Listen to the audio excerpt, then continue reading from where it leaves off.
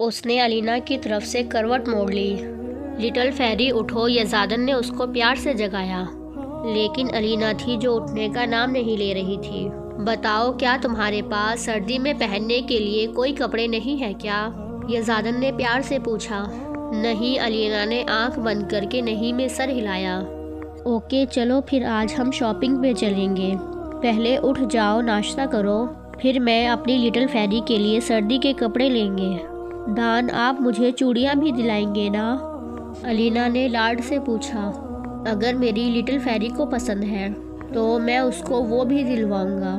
ٹھیک ہے ڈان۔ الینا اٹھی اور واش روم میں فریش ہونے کے لیے چلی گئی۔ اس کے بعد دونوں نے ناشتہ کیا اور یزادن اپنے کمرے میں گیا۔ اس کو ایک امپورٹنٹ فائل جمع کروانی تھی۔ اس کے بعد وہ الینا کے ساتھ شاپنگ پر جانے کا ارادہ کر رکھا تھا۔ یزادن اپنے کمرے میں بیٹھا لیپ ٹاپ پر کام کر رہا تھا۔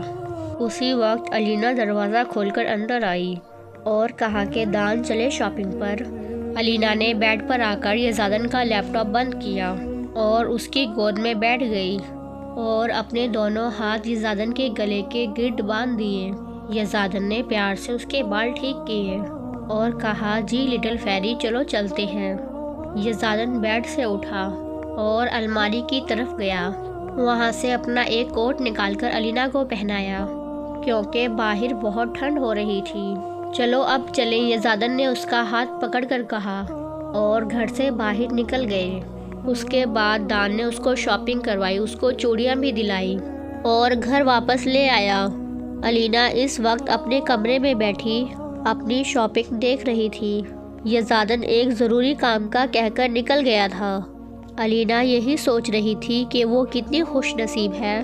اس کو رشک آ رہا تھا اپنی قسمت پر کہ اس کو یزادن جیسا ہم سفر ملا جو اس سے کتنا پیار کرتا ہے اور اس کا سب سے بڑھ کر خیال بھی رکھتا ہے۔ ایسا نہیں تھا کہ الینا سمجھدار نہیں تھی۔ الینا نے اپنی پچھلی زندگی میں جو بھی دکھ سہے تھے اسے دیکھ کر الینا وقت سے پہلے بڑی ہو گئی تھی۔ لیکن وہ کہتے ہیں نا کہ چاہے جانے کا احساس بہت زیادہ مغرور بنا دیتا ہے۔ یہی الینا کے ساتھ بھی ہوا تھا۔ اس کو رشک آ رہا تھا خود پر اور وہ اپنے خدا کا شکر ادا کر رہی تھی کہ اللہ نے اس کی قسمت کتنی اچھی بنائی ہے اور اس کو یزادن جیسا ہم سفر عطا کیا۔ لیکن وہ یہ نہیں جانتی تھی کہ آگے قسمت اس کے ساتھ کیا کرنا چاہ رہی ہے۔ وہ یہ نہیں چاہتی تھی کہ وہ کسی دوسرے کے بدلے کے زد میں آنے والی ہے جس میں اس کا کوئی قصور نہیں تھا۔ یزادن اس وقت اپنے آفس میں بیٹھا کبیر کے آنے کا انتظار کر رہا تھا، جس نے فون کر کے کہا تھا کہ راجا کی فیملی کے بارے میں پتہ چل گیا ہے، اور کبیر نے یہ بھی کہا تھا کہ راجا کی فیملی میں اس کی ایک بیوی اور ایک بیٹی ہے۔ وہ یہی راجا کے بارے میں سوچ رہا تھا جب کبیر دروازہ کھول کر اندر آیا اور یزادن کے ہاتھ میں ایک پیکٹ تھما دیا۔ یہ کیا ہے کبیر؟ یزادن نے تھوڑا غصے سے کہا۔ سر، اس میں راجا کی فیملی کے بارے میں ساری انفارمیشن ہے اور ان کی پکس بھی موجود ہے، آپ دیکھ لیجئے گا۔ کبیر نے وضاحت دی اور روم سے باہر نکل گیا۔ یزادن نے وہ پیکٹ کھولا۔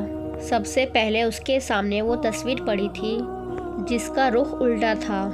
یزادن نے ایک تصویر اٹھائی۔ تصویر کو دیکھتے ہی یزادن کا پورا وجود زلزلوں کی زد میں تھا۔ اس کو لگا کہ شاید کبیر کو غلط فہمی ہو گئی ہوگی۔ اس کی لٹل فیری راجا کی بیٹی کیسے ہو سکتی ہے؟ اس نے جلدی سے دوسری تصویر اٹھا کر دیکھی جس میں الینا کی مما کی تصویر تھی۔ اس نے باقی کی ڈیٹیلز پڑھی جہاں وہ رکھی گئی تھی اور اس کے بعد اس کو پورا یقین ہو گیا تھا کہ اس کی لٹل فیری ہی راجا کی بیٹی ہے۔ یزادن کو یکدم اپنے سے نفرت ہوتی محسوس ہوئی۔ وہ اندر سے بالکل ٹوٹ سا گیا تھا۔ یزادن کو بالکل بھی اندازہ نہیں تھا کہ وہ جس لڑکی سے محبت کرتا ہے وہ آہستہ آہستہ اس کا جنون بنتی جا رہی تھی۔ وہی اس کی ماں کی قاتل کی بیٹی نکلی۔ اب وہ اپنا بدلہ کیسے لے گا؟ الینا کی مما تو مر چکی تھی۔ نہیں، میں نے اتنے سال انتظار کیا ہے۔